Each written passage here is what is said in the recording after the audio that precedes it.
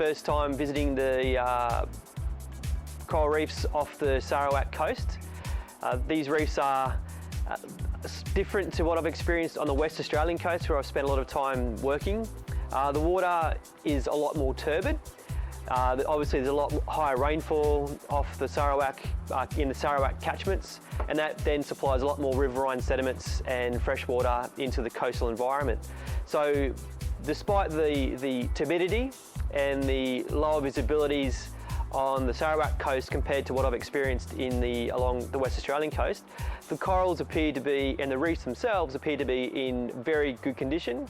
They are also show a high diversity of coral species as well.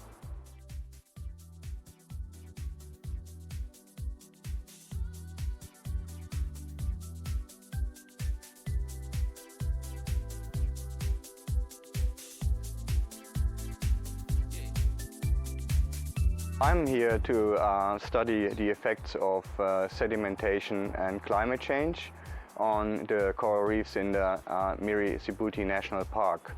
I am a paleo-environmental scientist and also a paleoclimatologist and geologist.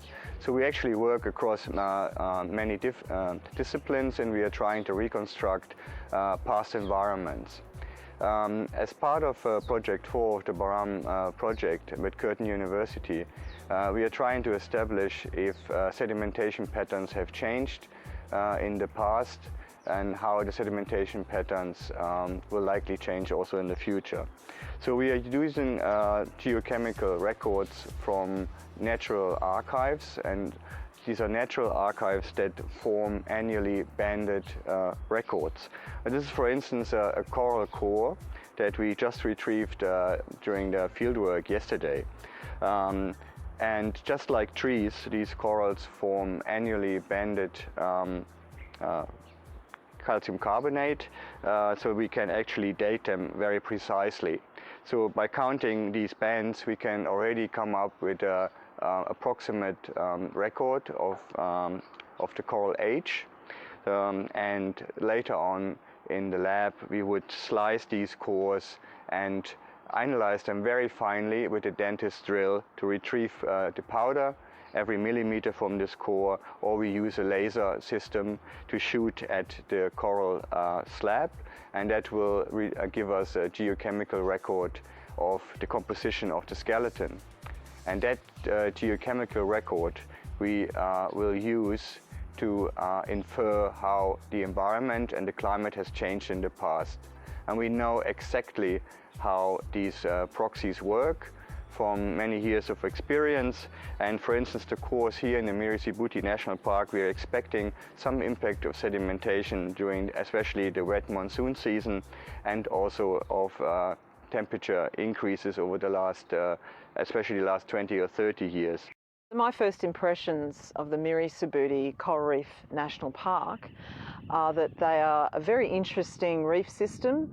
Having spent the last 15 years diving in many different parts of the world, these systems are such that they tend to have very low relief, what we refer to as very low relief reefs.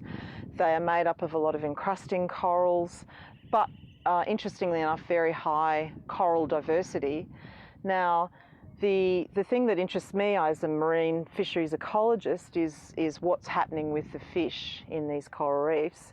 And what I'm finding on first impressions is that they're very similar to some of the reefs I've seen in Oman, in the Arabian Peninsula, where you have very high wave activity, and as a result you get low relief, a lot of encrusting corals. And as a consequence, because there's not a lot of habitat for the fish, you tend to find that there's not a lot of fish biomass. However, I did find over the last week that we've been diving that the fish diversity is in fact quite high. And the thing that we're going to focus on over the next 1 to 2 years is the role that some of these fish play in the carbonate, what we call the carbonate budget. So that is, how do they then determine the rate of erosion on the coral reefs? And of course, in many parts of the world, you have very high biomass of parrotfish, and these are the fish that are very coloured. They're often green, and they have a beak-like structure. And what they do is they go around and they eat the coral and scrape the coral, and they then a part of that sort of erosion, the constant erosion. The corals are growing and they're being eroded by the fish. Now what I'm finding here is that the parrotfish numbers are actually quite low. So what we think is that the erosion of these reefs is in fact happening from other organisms, and we think that they're microborers. We're finding a lot of microborers in some of the large massive corals like the Porides, in the sorts of densities we've never seen before. So that's one of the areas that we're going to focus on over the next few years. As the program leader of projects 2 and 3, I'm also very interested in whether or not the marine protected area is in fact protecting some of the exploited fish species. And when I was diving on Thursday and Friday, I was actually noticing that in places where there's very large coral bommies and there's big overhangs, I was seeing very large individuals of things like snappers and groupers and what we refer to as coral trout.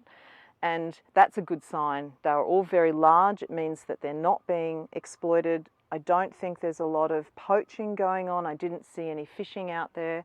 So I think that this is a good thing. And it's going to be something I'm going to be looking at more carefully as part of those 2 projects going forward over the next few years.